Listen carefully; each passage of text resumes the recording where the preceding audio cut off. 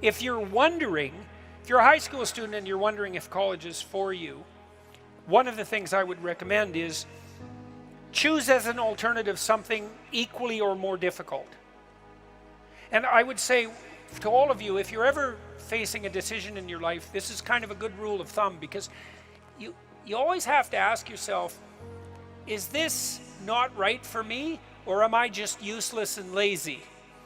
And looking for an easy way out, right? Because some people are more prone to that than others. If you're not very conscientious, for example, you're going to be more prone to that sort of thing.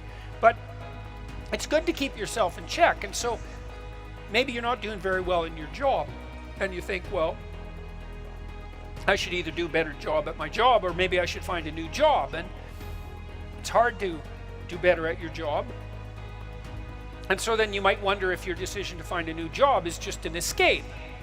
But if the rule is you'll only escape to something equally or more difficult, or more challenging, let's say, then you kind of check yourself against your own temptation.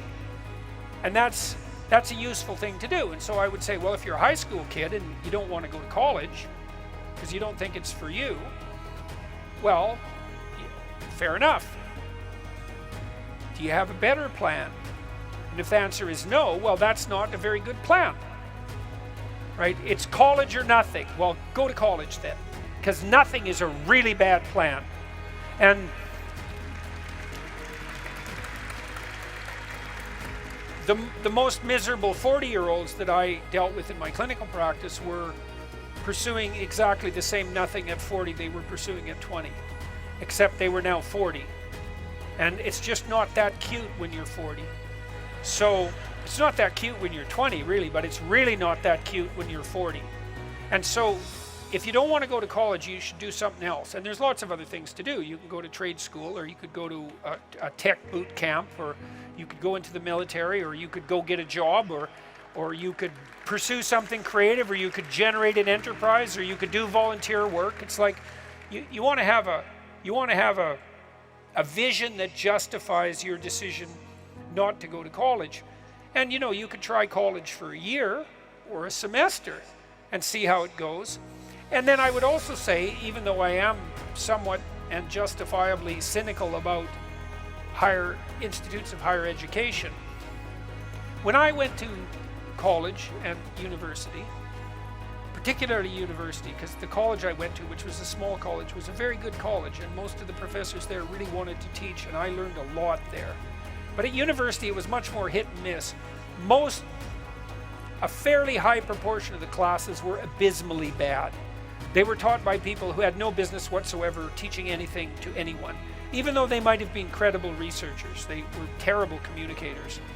And that was at least one class out of 4. And then another, at least 1 out of 4, wasn't good for other reasons. So even when the universities weren't corrupted to the degree they are now, if you wanted to go to university and get a good education, that was sort of on you. You had to pick and choose between the professors.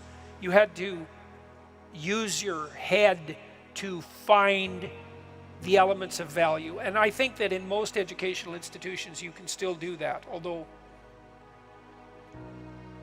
it's not the case that you can do that at all of them.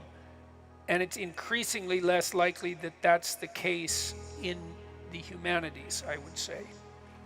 But I'm not so cynical that I believe it's impossible to go to the typical higher education institute and be careful and learn.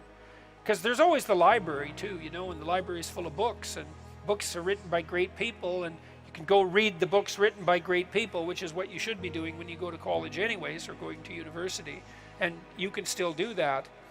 And the other advantage to going to college is that you buy an identity, because you can say to people when they say, well, what are you doing? Which is sort of like saying, who are you? You can say, I'm a student. And that gives you an identity. And student means I'm someone who's made the sacrifices necessary to allow myself the freedom to determine who I want to be through a period of study extending over about 4 years. And that's It's not nothing to buy that identity, right? And to share it with other people. It gives you a walled garden to inhabit while you sort yourself out. And you deprive yourself of that at your peril. So if you don't want to go to college, then do something as good or better. And if you can't, then go to college. Don't sit around and do nothing. That's a very big mistake.